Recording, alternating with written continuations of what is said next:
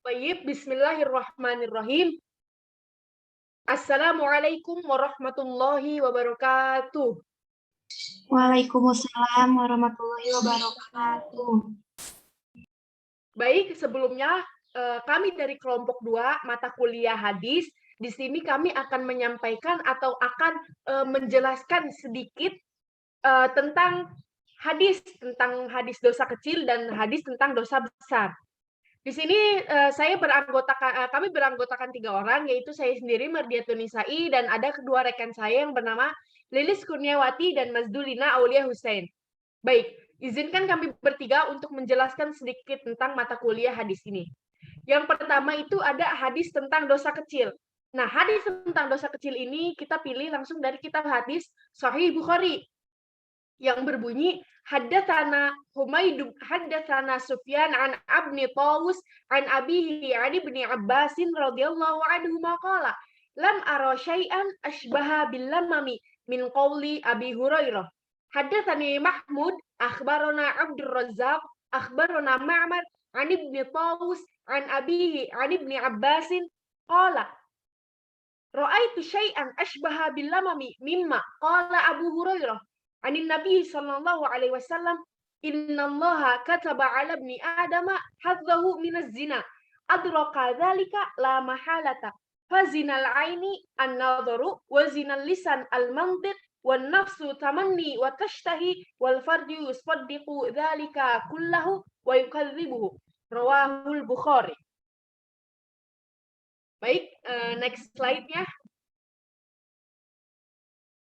Nah, di sini dijelasin nih artinya, telah menceritakan kepada kami, Al-Humaidi telah menceritakan kepada kami, Sufyan dari Ibnu Taus, dari ayahnya, dari Ibnu Abbas radhiyallahu anhuma, dia berkata, saya tidak berpendapat dengan sesuatu yang menyerupai makna lamam. Lamam ini berarti yang artinya dosa kecil, selain dari perkataan Abu Hurairah. Dan diriwayatkan dari jalur lain, telah menceritakan kepadaku, Mahmud telah mengabarkan kepada kami, Abdur Razak telah mengabarkan kepada kami, Ma'mar dari Ibnu Taus, dari ayahnya, dari Ibnu Abbas, dia berkata, saya tidak berpendapat tentang sesuatu yang paling dekat dengan makna alam, yaitu dosa-dosa kecil, selain dari apa yang telah dikatakan atau diucapkan oleh Abu Hurairah dari Nabi Shallallahu Alaihi Wasallam. Sesungguhnya Allah telah menetapkan pada setiap anak cucu Adam bagiannya dari perbuatan zina. Jadi di sini dijelasin sesungguhnya Allah itu udah netapin, kayak udah mentakdirkan pada setiap anak cucu Adam bagiannya dari perbuatan zina. Nah, zinanya ini yang pasti terjadi dan tidak mungkin dihindari. Contohnya yang terjadi pada zaman sekarang kan banyak banget. Sesuai dengan hadis ini, sesuai apa yang Nabi katakan. Zinanya mata adalah melihat. Banyak dari kita yang belum bisa menjaga pandangan, semoga kita bisa menjaga pandangan lebih baik lagi. Sedangkan zinanya lisan. Fazinal ain tadi, fazinal ain an-nazar. Wazinal lisan al-muntiq. Zinanya lisan adalah ucapan. Kita belum bisa menjaga lisan, kita belum bisa menjaga lisan untuk berbuat baik, untuk berbicara yang lebih baik kepada orang lain agar orang lain tidak sakit hati kepada kita. Nah, zinanya nafsu, keinginan dan berangan-angan. Kita tuh banyak berangan-angan, banyak halu, banyak membayangkan tentang berbuat tidak senonoh dengan orang lain, itu nggak boleh. Dan kemaluanlah sebagai pembenar semuanya atau tidak. Hadis riwayat Bukhari nomor 5774. Oke, next. Nah, yang kedua ini kami ada mengambil hadis tentang dosa besar. Nah, sama, ini juga hadis Sahih Bukhari yang berbunyi haddatsana Abdul Aziz bin Abdullah haddatsana Sulaiman an Thawr bin Zaid an Abil Ghair an Abi Hurairah an Nabi sallallahu alaihi wasallam qala ijtanibu as-sab'a al-muwabiqat. Qalu ya Rasulullah wa ma hunna? Qala Rasulullah sallallahu alaihi wasallam asyirku billah wasihru wa qatlun nafs allati harramallahu illa bil haqq wa aklur riba wa aklu malil yatim wa tawalli yaumaz zahf wa qadful muhsanatil mu'minanil ghafilah rawahul Bukhari. Di sini dikatakan juga telah menceritakan kepada kami Abdul Aziz bin Abdullah telah menceritakan kepada kami Sulaiman dari Thawr bin Zaid dari Abul Ghaif dari Abu Hurairah dari Nabi Shallallahu Alaihi Wasallam bersabda. Nabi bilang di sini di hadis ini jauhilah 7 dosa besar yang membinasakan. Nah, di sini dijelasinnya ada 7 dosa besar yang termaktub dalam hadis ini. Apa? Para sahabat itu bertanya, "Ya Rasulullah, wa mahunna." Nah, kata sahabat, "Ya Rasulullah, apa sih 7 dosa besar yang membinasakan itu?" Qala Rasulullah sallallahu alaihi wasallam, Nabi menjawab, yang pertama ada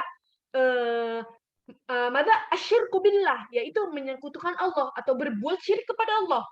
Yang kedua ada sihru, yang berarti sihir. Jadi sihir itu kayak merugikan banget ya, merugikan untuk diri kita sendiri, apalagi orang lain yang terkena sihir itu gitu.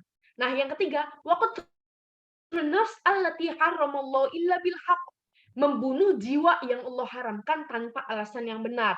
Misalnya saya membunuh teman saya tanpa alasan yang benar, cuma gara-gara saya benci doang sama dia. Nah, itu nggak boleh. Itu namanya waqtul nafs haramallahu illa bil haqq. Allah mengharamkan, apalagi sesama muslim gitu ya. Kita membenci orang aja dalam agama Islam itu nggak boleh, apalagi sampai membunuh cuma gara-gara kita punya dendam sama dia. Nggak boleh. Di situ dijelasin tanpa alasan yang benar itu nggak boleh, itu termasuk ke dalam perbuatan dosa besar. Nah, yang keempat ada aklu riba, memakan harta riba. Aklu mal yatim, memakan harta anak yatim. Udah jelas makan harta anak yatim itu nggak boleh loh. Harta anak yatim itu sudah jelas di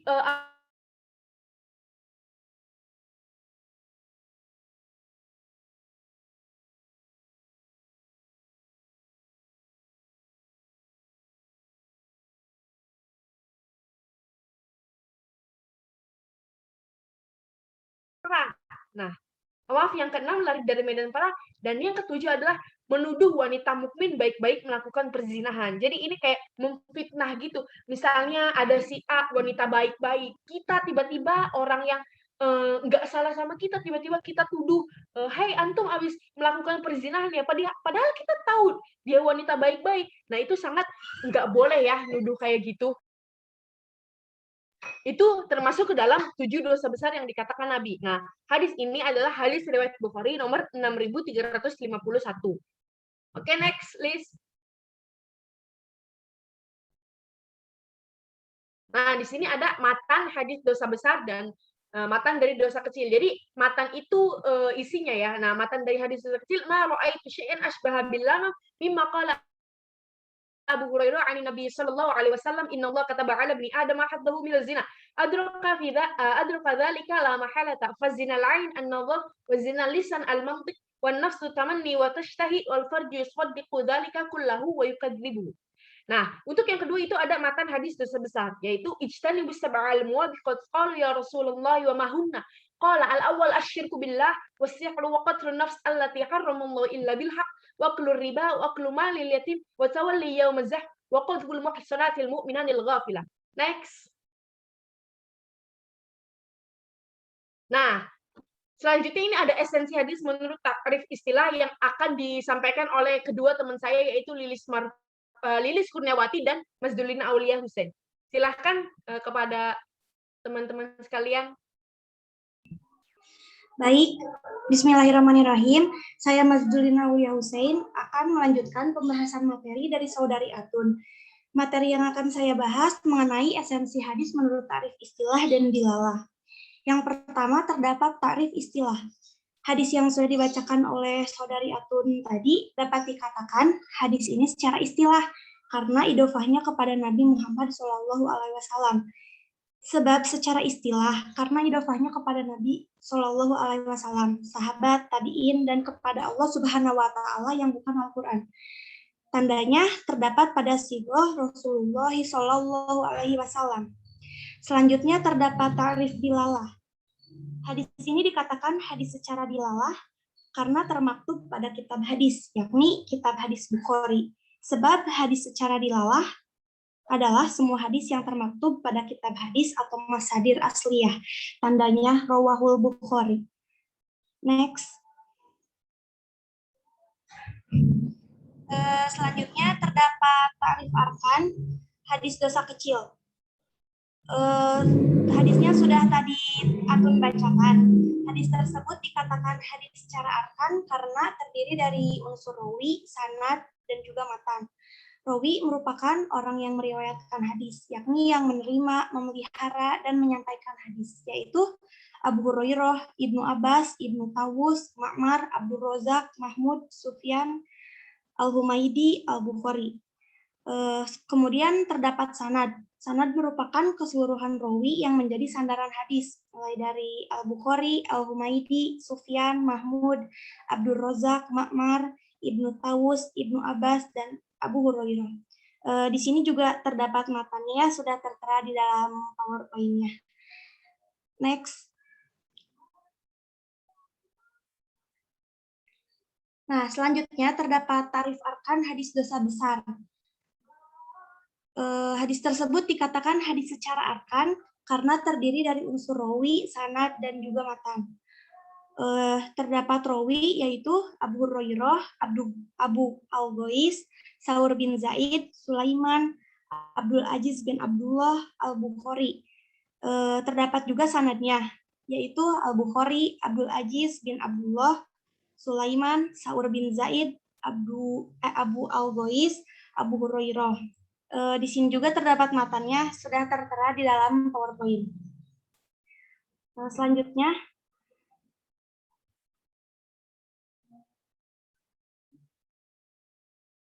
di sini terdapat kualitas hadis. Hadis di atas dari segi matanya termasuk kualifikasi hadis marfu qauli hakiki. Artinya hadis yang matanya idhofah pada Nabi Muhammad SAW. Bentuk matanya berupa perkataan dan tanda idhofahnya dan bentuk matanya jelas atau eksplisit, yakni an-Nabi SAW. Selanjutnya terdapat tahammul hadis. Sebagai aplikasi dari kaidah ini, maka hadis mengenai dosa besar dan dosa kecil di atas merupakan hadis ma'mul bih, yaitu hadis yang bisa diamalkan dan digunakan sebagai hujah, sebab hadis tersebut merupakan hadis sahih yang matanya muhkam, yakni jelas dan tegas. Baik, selanjutnya akan disampaikan oleh Saudari Lilis.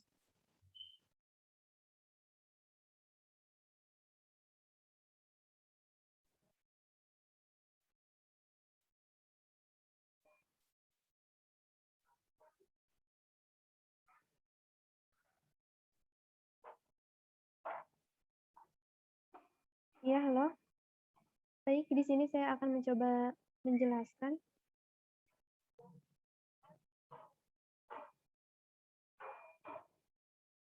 Ya, baik, di sini saya akan mencoba melanjutkan untuk menjelaskan mengenai asbabul wurud.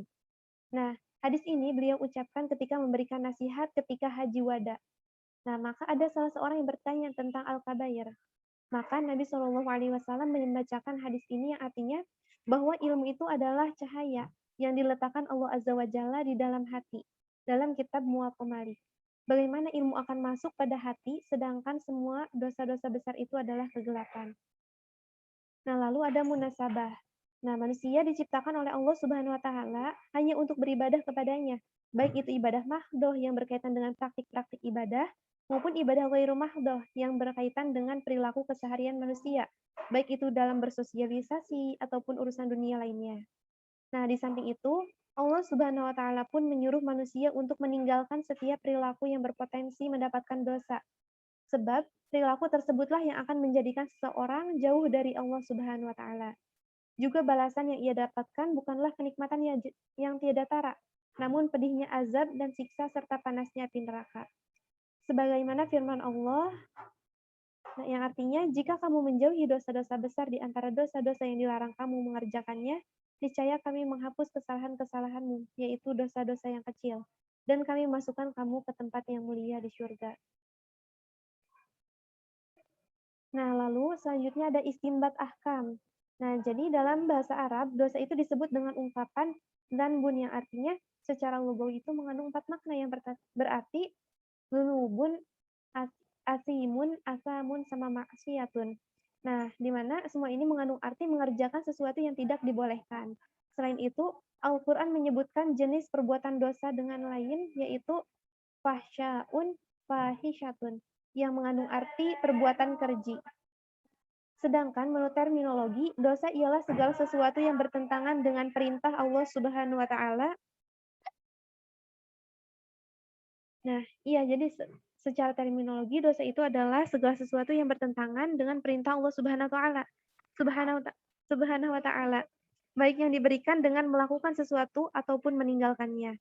Nah, berdasarkan hadis dari Nawas bin Sam'an Al-Ansari radhiyallahu anhu, beliau berkata, "Aku bertanya kepada Rasulullah Shallallahu alaihi wasallam tentang kebaikan dan dosa."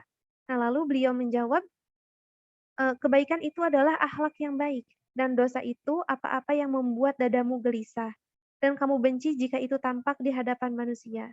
Hadis riwayat Muslim nomor 2553 atau dalam At-Tirmizi nomor 2389.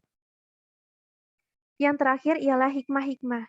Berdasarkan hadis di atas, hikmah yang dapat diambil yang pertama yaitu, yang pertama, mencegah dan menjauhkan diri dari syirik. Nah, yang dimana mencegah dan menjauhkan diri dari syirik, yang dimana syirik ini kan merupakan dosa yang sangat besar.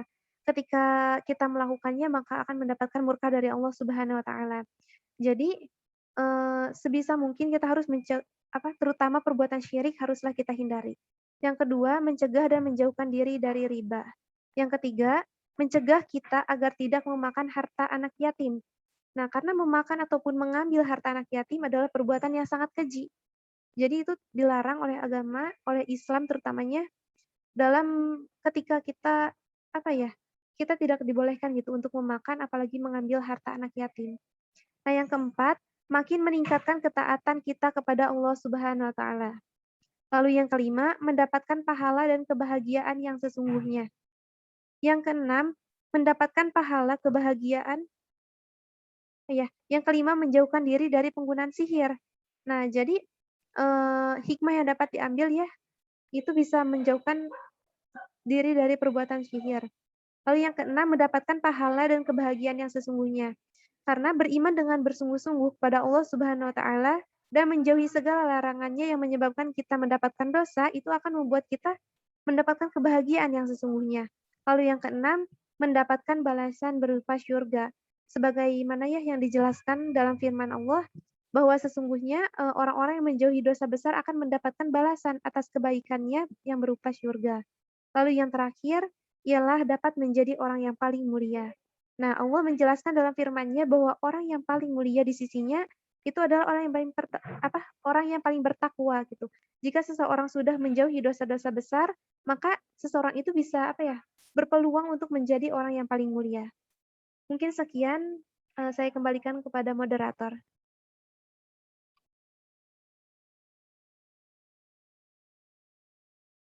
Ya, alhamdulillahirabbil alamin. Telah sampailah kita di penghujung acara gitu ya, intinya mah. Nah, jadi di sini kami bertiga itu membahas hadis tentang dosa besar dan hadis tentang dosa-dosa kecil gitu. Nah, sekiranya sampai sini aja mungkin yang dapat kami sampaikan, kurang dan lebihnya mohon maaf. Wabillahi taufiq wal hidayah, ridha wal inayah. Wassalamualaikum warahmatullahi wabarakatuh.